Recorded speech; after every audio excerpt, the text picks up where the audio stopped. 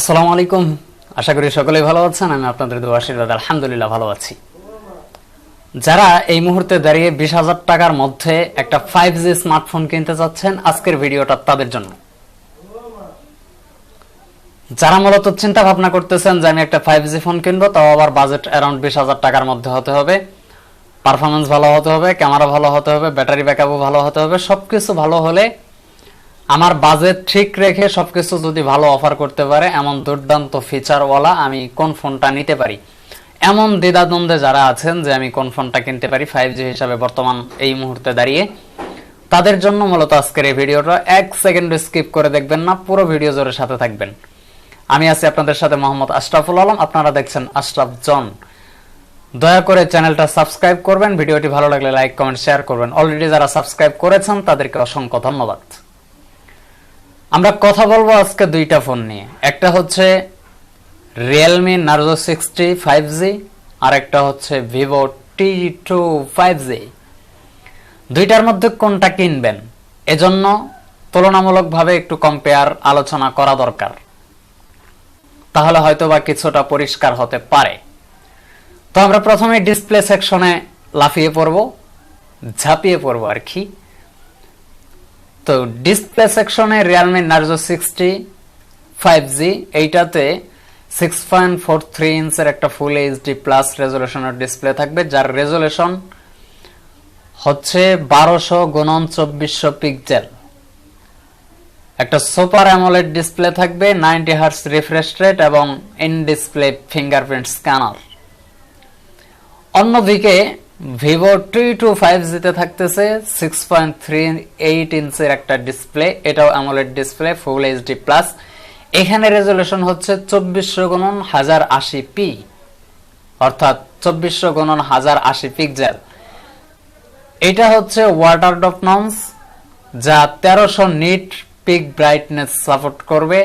এটাতেও in display fingerprint scanner. তবে আমরা এই দুইটার মধ্যে এখনই এই মুহূর্তে যদি ডিসপ্লের সাইডটা নিয়ে কম্পেয়ার করি, সেক্ষেত্রে দেখা যাবে Realme narzo 60 5G যেটা, সেটা আপনার রেজলিউশন একটু হাই, আর Vivo T2 5G যেটা, সেটা রেজলিউশন একটু লো। ভিন্ন দিকে আরেকটু যদি কম্পেয়ার করি, সেক্ষেত্রে Realme narzo 60 তে দেখতেছি আমরা পাঞ্চল কাটআউট, আর Vivo T2 5G এইটাতে কিন্তু ওয়াটার ড্রপ নর্মস।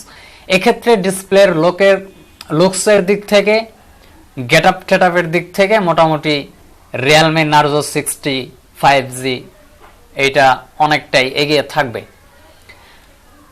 ঠিক তদ্রুপ Realme narzo 60 এইটাতে পিক ব্রাইটনেস কত আমরা এখনো জানতে পারি নাই, এই ব্যাপারে তথ্য দেওয়া যাচ্ছে না এখনো। তো এরপরে Vivo T2 যেটা, সেটা কিন্তু 1300 পিক ব্রাইটনেস সাপোর্ট করবে, অর্থাৎ একটা ভালো ডিসপ্লে আপনি পেতে চলেছেন। এখানে আবার fingerprint scanner,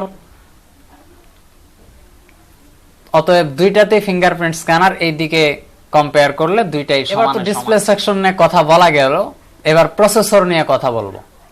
Realme narzo 60 5G যেটা, সেটা MediaTek Dimensity 6020 প্রসেসর, Android 13 দ্বারা এটি রান করবে। Realme UI যেটা আছে 4.0 কাস্টম স্ক্রিনে এটা রান করতে পারবে, যাতে রয়েছে মূলত ভালো সার্ভিস। অন্যদিকে পারফরমেন্সের জন্য Vivo T2 তে 5G তে Qualcomm Snapdragon 695 Android 13 দ্বারা এটি রান করবে। অন্যদিকে পারফরমেন্সের জন্য Vivo T2 তে ব্যবহার করা হয়েছে Qualcomm Snapdragon 695 প্রসেসর, Android 13 দ্বারা রান করবে, যাতে থাকবে আবার OS সাপোর্টেড। তো এবার Realme এবং Vivo এই দুইটা ফোনের মধ্যে ক্যামেরা কম্পেয়ার করা যাক। Realme narzo 60 5G তে 64 megapixel dual camera setup, 2 megapixel secondary lens. সামনে ফ্রন্ট ফেসিং ক্যামেরা হিসাবে থাকবে 16 মেগাপিক্সেল একটা ক্যামেরা। অন্যদিকে ভিভোতে 64 মেগাপিক্সেল একটা রেয়ার ক্যামেরা এবং 2 মেগাপিক্সেল বোকে লেন্স, এবং সামনে ফ্রন্ট ফেসিং ক্যামেরা হিসেবে থাকবে 16 megapixel front facing selfie camera. এখানে ভিভো একটু আগায় থাকবে, কারণ হচ্ছে আমরা যখন রিয়েলমি 60 নার্জো 60 তে যখন দেখলাম তখন কিন্তু ওইটাতে বোকে লেন্স ব্যবহার করা হয় নাই, যে কারণে আপনি পোর্ট্রেইটে ভালো একটা রেজাল্ট এটা থেকে আশা করতে পারেন না। কিন্তু ভিভোতে এই বোকে লেন্স 2 মেগাপিক্সেল হলেও একটা দিয়েছে, তো দেওয়ার কারণে কিন্তু আপনি যখন পোর্ট্রেইট মোডে ছবি তুলবেন তথা ভিডিও করবেন তখন কিন্তু একটা ভালো রেজাল্ট পিকে অথবা ভিডিওতে এই ভিভো T2 5G দেওয়া সম্ভব, দিতে সক্ষম। তো এবার ব্যাটারি সেকশন নিয়ে কথা বলা যাক।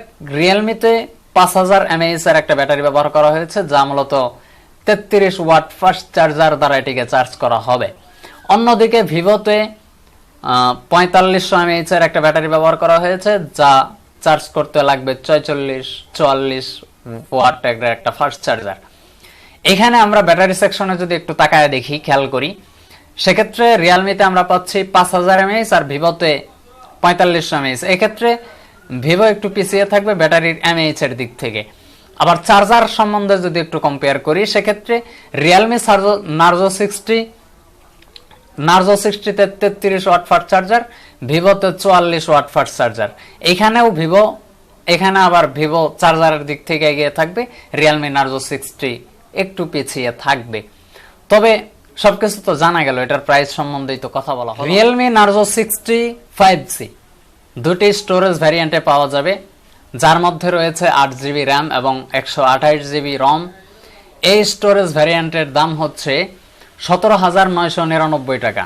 ভিন্ন দিকে 8GB প্লাস 256GB স্টোরেজ সেটা হচ্ছে 19,999 টাকা। অন্যদিকে ভিভো T2 দাম শুরুই হয়েছে 18,999 টাকা। এই দামেও 8GB র্যাম এবং 128GB রম, এবং এটিতে আপনি আরো 3GB এক্সট্রা ভার্চুয়াল র্যাম ব্যবহার করতে পারবেন, যেটা মূলত কাজের না, তেমন একটা কাজ করে না, আপনারা জানেন। তো এই ছিল এটার প্রাইস রেঞ্জ।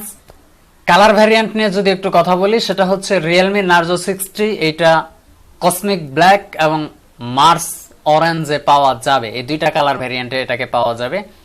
ভিন্ন দিকে ভিভো T2 এটা একটা কালারে এসেছে, সেটা হচ্ছে নাইড্রো ব্লেন্স কালারে পাওয়া যাবে। তো আজকের ভিডিও এই পর্যন্তই। আপনাদের কেমন লাগছে এবার আপনি কম্পেয়ার করবেন যে আপনার কোনটা কেনা উচিত। তবে ফাইনালি প্রসেসরের দিক থেকে যখন আমরা কথা বলছিলাম তখন কিন্তু কোয়ালকম স্ন্যাপড্রাগন এটা একটা মূলত গেমিং প্রসেসর। যারা মূলত গেম টেম বেশি করতে চান তারা কোয়ালকম স্ন্যাপড্রাগন অবশ্যই চুজ করতে পারেন। আর যারা মূলত যে না আমার গেমস টেম তেমন একটা করি না, নর্মাল শুধু কিছু গেমস খেলি, কিছু গেম প্লে করি, সেক্ষেত্রে আপনারা রিয়েলমি নার্জো 60 চুজ করতে পারেন, কোনো সমস্যা নেই। তবে ফাইনাল একটা কথাই, দুইটা ফোনই ভালো। এই বাজেটের মধ্যে দুইটা ফোনই সেরা হতে চলেছে। আপনার প্রয়োজন অনুসারে আপনি এটাকে কাজে লাগাইতে পারবেন, কোনো সমস্যা নাই। এবার একটু রিয়েল লাইফ পারফরম্যান্স কেমন করেছে সেটা একটু বলা যেতে পারে। এটাই লাস্ট, এই কথাটা বলে আজকের ভিডিও শেষ করে দিব। রিয়েলমি নার্জো 60-তে আমরা যখন ডে সানলাইটের নিচে ইউজ করছিলাম তখন কিছুটা ঘোলাটে লাগছে, কারণ হচ্ছে পিক ব্রাইটনেস অনেকটাই কম এটাতে মনে হয়েছে আমার কাছে পার্সোনালি। আর আমরা যখন ভিভোতে ইউজ করছিলাম 1300 নিট পিক ব্রাইটনেস থাকার কারণে আমরা যখন ডে সানলাইটে ইউজ করছিলাম তখন কিন্তু তেমন একটা ঘোলা দেখা যায় নাই, বরং মোটামুটি আরামায়েশের মধ্যে আমরা ইউজ করতে পারছিলাম। এবার গেমিং সেকশনে আসা যাক। আমরা যখন রিয়েলমি নার্জো 60 5G-তে গেমিং প্লে করছিলাম, সিওডি, ফ্রি ফায়ার, পাবজি, এই তিনটা গেম রান করা হয়েছিল। তিনটা গেমেই কিন্তু মূলত কোনো ধরনের ল্যাগিং, ডিসপ্লে ল্যাগিং অথবা হ্যাং ট্যাং কোনো কিছু ইস্যু আমরা পাই নাই। তদ্রূপ ভিভো T2-তেও আমরা এই তিনটা গেমই প্লে করছিলাম, যে পাবজি, ফ্রি ফায়ার এবং সিওডি। এই তিনটাতেও, এই ভিভো T2-তেও আমরা কোনো ধরনের ল্যাগিং পাই নাই।